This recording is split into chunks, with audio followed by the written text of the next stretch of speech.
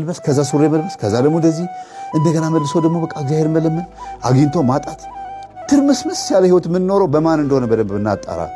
የሆነ ሳናቀው የሚነዳን የሆነ ነገር አለ። ይጮሆ በመተት የሚሰቃየው እኮ ለቁጥር የሚታክቱ መተተኞች፣ ደፍተራዎች፣ አጋንንት ጎታቾችና መተት መታቾች ስላሉ ነው። መተት ጥንትም ነበረ፣ ዛሬም አለ። ስለ መተት አንድ ጥቅስ ብቻ ልጨምርላችሁ። በዚህ በሁለተኛ ዜና መዋዕል በምዕራፍ 33 ቁጥር 6 ላይ ከ9 ሰዓት እስከ 12 ሰዓት ድረስ ያሉ የመናፍስት ጣቢያዎች ኑሮውን፣ ጊዜውን፣ ነገ የሚሄድበትን እድሉን፣ ራእዩንና ተስፋውን የሚይዙና የቀኑን ጊዜና ሰዓት በተለየ መንገድ በራሳቸው አካሄድ መተት የለም መተት ውሸት ነው ስለሚሉት ስለኛው አባቶችና ምእመናን አንድ ነገር ልበላችሁ። ብዙ ጊዜ መተት ሲባል ብዙ ምእመናን እንዲሁም የቤተ ክርስቲያን አባቶችና አንዳንዶቹም ሊቃውንት የተባሉት መተት የሚለውን ቃል እኛ ያመጣን የሰየምን እስኪመስል ድረስ መተት የሚለው ቃል በራሱ ያንገፈግፋቸዋል። በዚህ መተት የሚባል ነገር የለም ብለው ሊቅ ሆኖ ባለማወቅ ያስተምራሉ። ይህ ብቻ አይደለም። በጸበል ቦታዎችና በእኛም አገልግሎት ሰዎች ላይ መተት ነኝ እያለ ሲጮህ እየሰሙ መተት በቅርብ ጊዜ የመጣና እኛ ወደዚህ አገልግሎት ከመጣን በኋላ የመጣ የሚመስላቸው አባቶችና ምእመናን ብዙ አሉ። ስለ መተት በመጽሐፍ ቅዱስ እንዳልተጻፈና ስለ መተት እግዚአብሔር ያልተናገረ የሚመስላቸው ብዙ ሊቃውንት መምህራንና ምእመናን አሉ። እስኪ ለጠቅላላ ዕውቀትና ለማጥራት እንዲሆን አንድ 3 ጥቅስ ብቻ ስለ መተትና መተት የሚለው ቃል በመጽሐፍ ቅዱስ እንዳለ ልንገራችሁ። ለዛውም በጥንታዊ መጽሐፍ በብሉይ ኪዳን ውስጥ በዚህ በሁለተኛ ነገሥት በምዕራፍ 9 ቁጥር 22 ላይ የኤልዛቤል ጉልምትናዋና መተቷ ሲበዛ ምን ሰላም አለ ተብሎ ተጽፏል። በዚህ ቃል ውስጥ አንደኛ መተት የሚለው ቃል ተገልጿል። ስለዚህ መተት የሚለው ቃል በብሉይ ኪዳን መጽሐፍ ከ1000 ዓመታት በፊት ተጽፏል። ሁለተኛ ኤልዛቤል መተተኛ እንደነበረች ተገልጿል። ሶስተኛ መተቷ ሲበዛ ምን ሰላም አለ ተብሎ ተጽፏል። መተቷ ሲበዛ ምን ሰላም አለ የሚለው ቃል መተት የሰውን ሰላማዊ ሰላም እንደሚነሳ ተገልጿል። ስለዚህ መተት ጥንትም ነበር፣ አሁንም አለ። መተት ጥንትም የሰዎችን ሰላም ይነሳል፣ ህይወት ያበላሻል። ዛሬም የሰዎችን ሰላም ይነሳል፣ ህይወት ያበላሻል። በነገራችን ላይ ኤልዛቤል የሲዶናውያኑ ንጉስ የአካብ ሚስት ናት። ባሏ አካብ በአል የተባለ ጣዖት እንዲያመልክና ክፋትን እንዲሰራ የምታደርግ ክፉ ሴት ናት። ኤልዛቤል የበዓል ነቢያትን ትቀልብ፣ የእግዚአብሔርን ነቢያት ትገድል የነበረች ክፉ ሴት ናት። ኤልዛቤል በርስቱ ምክንያት ናቡቴን ያስገደለችና ነብዩ ኤልያስን ያሳደደች አደገኛና ክፉ ሴት ነበረች። ይህች ሴት ናት በጉልምቶናና በመተቷ የምትታወቀው። መተተኛዋ ኤልዛቤል በነብዩ ኤልያስ ዘመን ነው የኖረችው። ነብዩ ኤልያስ ደግሞ ጥር 6 ቀን ከክርስቶስ ልደት በፊት በ918 ዓመተ ኩነኔ ነው በእሳት ሰረገላ ያረገው። ነብዩ ኤልያስ የነበረበትን ከክርስቶስ ልደት በፊት ያለውን 918 ዓመተ ኩነኔና አሁን ያለንበትን ከክርስቶስ ልደት በኋላ ያለውን 2017 ዓመተ ምህረትን ስንደምር ወደ 3000 ዓመተ ዓለም ይሆናል። እንግዲህ ሰዎች ከዛሬ 3000 ዓመታት በፊት መተት በሰው ላይ ያደርጉ ነበር። እግዚአብሔርም ከዛሬ 3000 ዓመታት በፊት ስለ መተት ክፋትና ሰዎች ላይ መተት እንደሚያደርጉ በብሉይ ኪዳን መጽሐፍ ላይ ተናግሯል። ሌላው በዚህ በትንቢተ ሚክያስ በምዕራፍ 5 ቁጥር 12 ላይ መተትንም ከእጅህ አጠፋለሁ ተብሎ ተጽፏል። በዚህም ቃል አንደኛ መተት ተብሎ ተገልጿል። ሁለተኛ መተት በሰዎች እጅ እንደሚኖር ወይም ሰዎች መተት እንደሚሰሩ ተገልጿል። ሶስተኛ እግዚአብሔር መተትን ከሰው እጅ እንደሚያጠፋ መተትን ከእጅህ አጠፋለሁ ተብሎ ተጽፏል። ጥንት የነበረው መተት ዛሬም በደፍተራዎች እጅና በክፉ ሰዎች እጅ አለ። ዛሬም መተትን እግዚአብሔር ከሰዎች ያጠፋል። ነብዩ ሚክያስ ከክርስቶስ ልደት በፊት በ750 ዓመተ ኩነኔ ነሐሴ 22 ቀን አርፏል። ነቢዩ ሚክያስ የነበረበት ዓመተ ኩነኔና አሁን እኛ ያለንበትን ዓመተ ምሕረት ብንደምር ወደ 2767 ዓመታት ይሆናል። ከዛሬ 2700 ዓመታት በፊት እግዚአብሔር መተት እንዳለና መተተኞች እንዳሉ እንዲሁም መተትን ከሰው እጅ እንደሚያጠፋ ተናግሯል።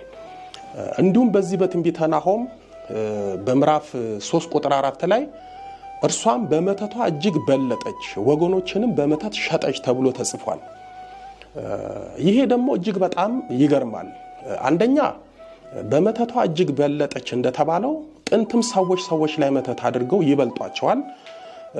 ዛሬም ሰዎች ለንግድ፣ ለሥራ፣ ለትምህርት፣ ለእውቀት፣ ለስልጣን፣ ለትዳር፣ ለሌላም ነገር መተት እያሰሩ በመተት እየኖሩ ሰዎችን በልጠው በመተት ይኖራሉ። ሁለተኛ ወገኖቿን በመተቷ ሸጠች ተብሎ እንደተጻፈው ጥንትም ሰዎች የሰዎችን እድል በመተት ይወስዳሉ፣ ለሌላም ይሸጣሉ።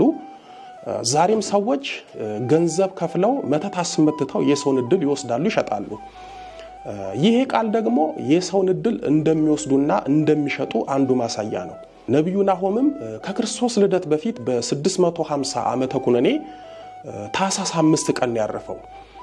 ነቢዩ ናሆም የነበረበትን ዓመተ ኩነኔና እኛ ያለንበትን ዓመተ ምሕረት ብንደምረው ወደ 2667 ዓመታት ይሆናል። ስለዚህ የሰው ልጆች ከዛሬ 2600 ዓመታት በፊት በመተት ሰውን እንደሚበልጡ ሰውንም በመተት እንደሚሸጡ ተጽፏል። በመጽሐፍ ቅዱስ ላይ ስለ መተት በዚህ ደረጃ ተጽፎ ሳለ ጉዳቱም ተገልጾ ሳለ የኛዎቹ መምህራን ሊቅ ስለ መተት ባለማወቅ መተት የለም እያሉ ለመተተኛ ጥብቅና ይቆማሉ። የቤተ ክርስቲያን አባቶችና መምህራን ሰው እንዴት በመተት እንደሚሰቃይ ሳይገባችሁ መተት የለም አትበሉ። መተተኞችን ማጋለጥ ስራቸውን መግለጥ ባትችሉ የነሱ ስፖንሰር አትሁኑ። በነገራችን ላይ የቤተ ክርስቲያን አንድ መምህር ወይም አንድ ሊቅ ሁሉንም ያውቃል ማለት አይደለም። ሊቅ ማለት ሁሉንም የቤተ ክርስቲያን ዕውቀት ማወቅና መጠንቀቅ አይደለም። የሚያውቁት አለ፣ የማያውቁት አለ። ለምሳሌ ቅዱስ ጳውሎስ ስለ መንፈስ ቅዱስ ስጦታ በተናገረው በዚህ በአንደኛ ቆሮንቶስ በምዕራፍ 12 ቁጥር 10 ላይ ለአንዱም ትንቢት መናገር ለአንዱም መናፍስትን መለየት ይሰጣል በማለት ተናግሯል። እዚህ ላይ መናፍስትን መለየት የሚለው አንዱ የመንፈስ ቅዱስ ስጦታ እንደሆነ ነው ቅዱስ ጳውሎስ እየነገረን ያለው።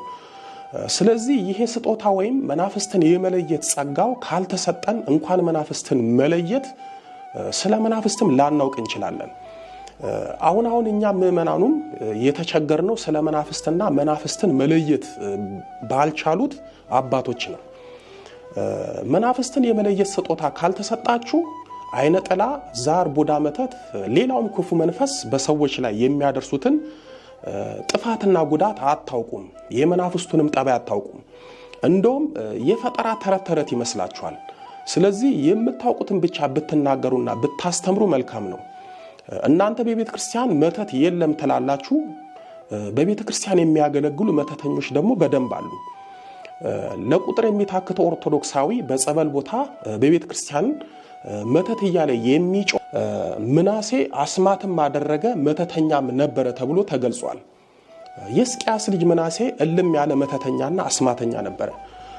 ለዛው መተትም አደረገ ተብሏል። ስለዚህ ምናሴ አንደኛ መተተኛ ነበር፣ ሁለተኛ መተትን ያደርግ ነበረ። ዛሬም እንደ ምናሴ ብዙ መተተኞች አሉ። ዛሬም እንደ ምናሴ መተትን ሰዎች ላይ የሚያደርጉ አሉ። የሚገርመው አንዳንድ አባቶችና መምህራን መተት የሚባል የለም ከሌ ላይ መተት አደረገ ብላችሁ ታጣላላችሁ፣ እንዲህ አይነት ነገር የለም ብለው ይናገራሉ፣ ያስተምራሉ። የሚያውቁት መጽሐፍ ቅዱስ ግን እነሱ እንደሚሉት አይደለም የሚለው። አስማትም አደረገ መተተኛም ነበር። ማንኛውም አይነት ነገር ሲወረወርባችሁ ማድረግ ያለባችሁ ነገር ምንድነው? ያ የሚወረወርባችሁ ነገር እየተቀበላችሁት አየት አድርጋችሁት ማስቀመጥ። ድንጋዩን እንደዛ አድርጉ ማለት አይደለም። ይሄን ድንጋይ ስትቀልበው ያ ድንጋይ ይመታል። ግን ማንኛውም ወደ እናንተ የሚመጣባችሁ መጥፎ የሆነ ኔጌቲቭ የሆነ አመለካከትና የሰዎች ስድብ ቆም ብላችሁ መርምሩት። መጥፎ ነገር ከሆነ አትቀበሉት። እናንተን የሚያርቅና የሚያርም ወደ መልካም ነገር የምትተረጉሙት ከሆነ ግን ተስተካከሉበትና ለእነዛ ሰዎች መልካምነታችሁን አሳዩአቸው። ትችታቸው ወደ መልካም ነገር ቀይራችሁት ሰዎቹን ሳጠሏቸው ተጠቀሙበት። እንዲሁም የሚወረወረው ማንኛውም አይነት ድንጋይ እግራችሁ ስር ስትጥሉት ድንጋዩ እየተከመረ መጥቶ እናንተን ከፍ የሚያደርጋችሁ ነው የሚሆነው። ስለዚህ የሚወረወርን ነገር አምልጡት፣ መክቱ። ከዛ በኋላ ደግሞ ራሳችሁን ፈትሹ። የተወረወረው ምን እንደሆነ ቼክ አድርጉት። አትስማው አትየው አይባልም። እየው፣ ስማው፣ መርምረው። የማይመጥንህ ከሆነ ስቀህበት እለፈው። የሚመጥንህ ወይም ደግሞ በትክክል የሚሞግትህ ሰው አንተ ያጠፋኸውን ጥፋት የሚነግርህ ከሆነ ደግሞ ወይም አንቺ የምታጠፊውን ጥፋት የሚነግርሽ ከሆነ ደግሞ በዛ በተተቸሽው ማንነትሽ ወይም በተነገረህ ማንነት ውስጥ ራስህን አስተካክለው ተገኝተህ 4 የሌሊት ክፍያዎች አሉ። ከ1 ሰዓት እስከ 3 ሰዓት የሰራተኞች ጊዜ እና ሰዓት ሲሆን ሰውን የለመዱ መናፍስቶች ከሰው ጋር ህብረት ያላቸው መንፈሶች እስከዚህ ጊዜ ድረስ ያለውን ወቅት ይቆጣጠራሉ።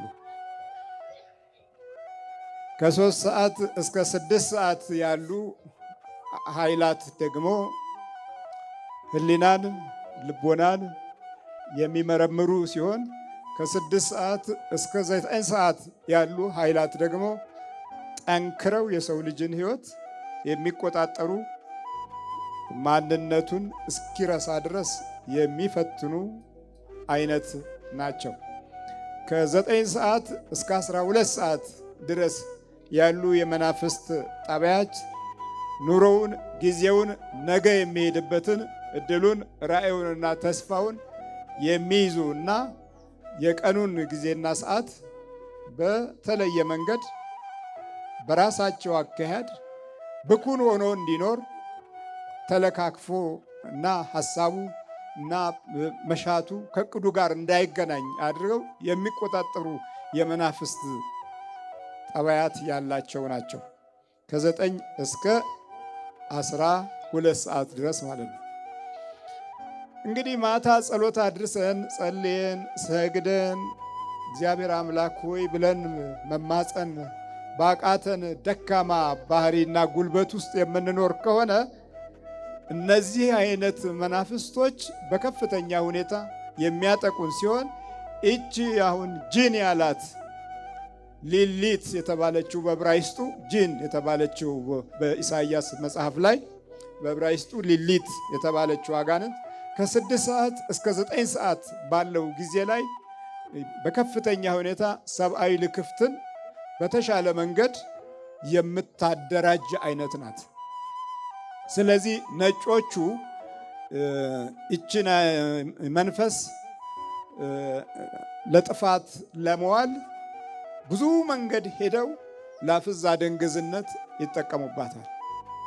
በተለይም ሌሊት ለሚጨፍሩ፣ ሌሊት ለሚቅሙ፣ ሌሊቱን ለክፉ ነገር ለሚያውሉ፣ ሌሊት ለሚጠጡ በዚህ አይነት ልክፍት በቀላሉ ተለክፈው ቤተሰባቸውን ሁሉ ግራ የሚያጋባ ፍጡሮች ከመሆን ባሻገር ራሳቸው ጠፍተው አገር የሚያጠፉ ሊሆኑ እንዲችሉ ተደርጎ የመለከፍ ገጽታቸውም ሰፊ ነው። ስለዚህ ምን አለ ታላቁ ነቢይ ኢሳይያስ?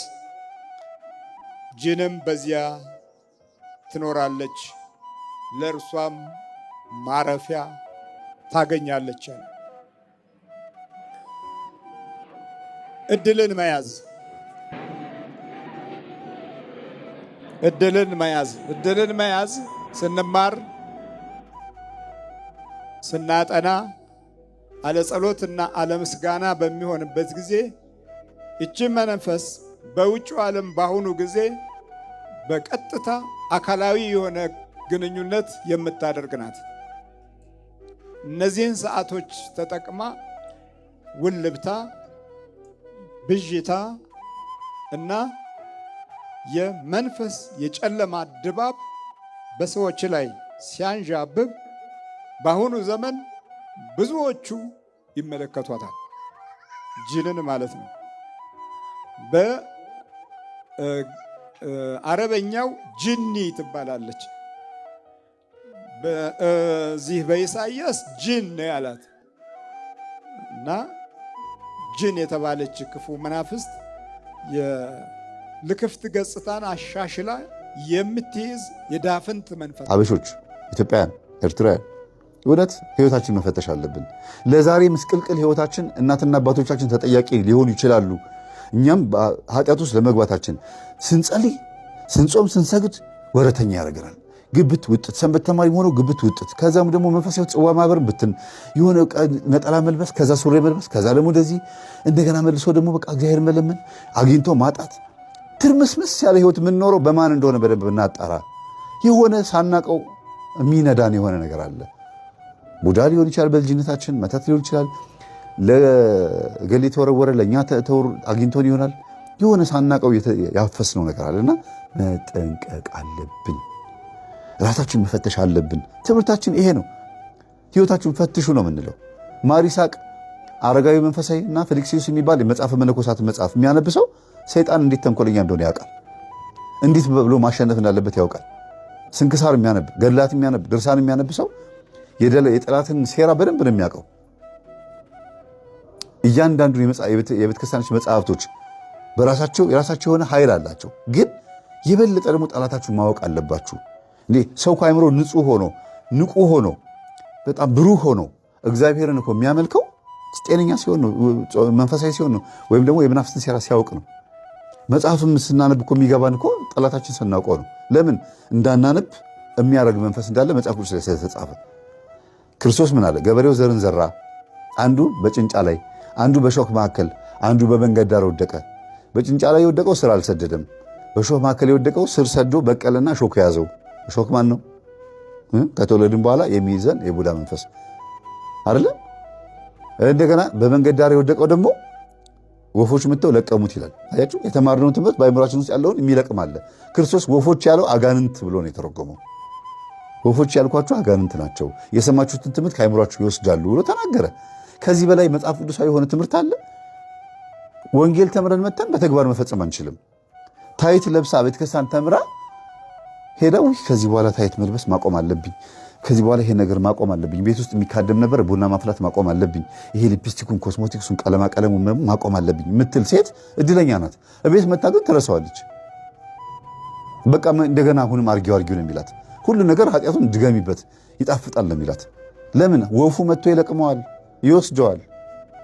ለዚህ ነው ይሄንን ወፍ እንዴት አድርገን መያዝ እንዳለብን ነው ያስተማረን ክርስቶስ። ግቡና አዳምጡት፣ አንብቡት መጽሐፍ ቅዱስን። እንዴት ወፉን እንደምንይዘው ንቁበት፣ እወቁበት፣ አጋልጡት፣ ግለጡበት ነው የሚለው። የማይገለጥ የተከደነ የማይታይ የተሰወረ ወደ ግልጥ የማይመጣ የለም፣ ሁሉ ነገር ግልጥ ይሆናል ያለው ክርስቶስ።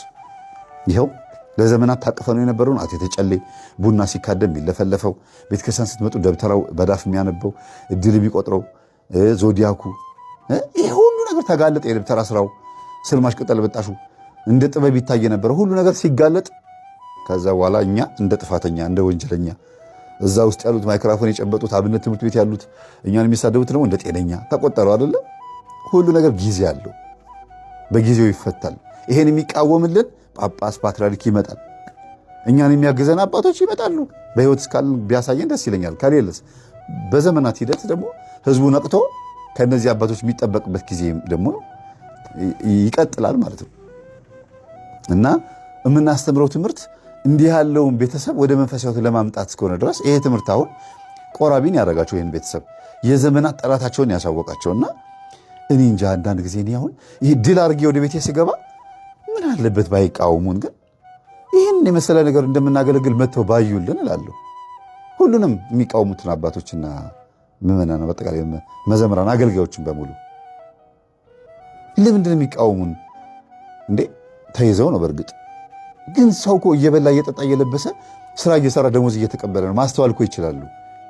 ቢያንስ መራመድ ይችላሉ። ቢያንስ እኮ ማንበብ የሚችሉ ሰዎች ናቸው። ኳስ አይተው ይደሰታሉ፣ ድራማ አይተው ይስቃሉ አይደል? ሐዘን አይተው ያለቅሳሉ፣ ሰርግ አይተው ይደሰታሉ።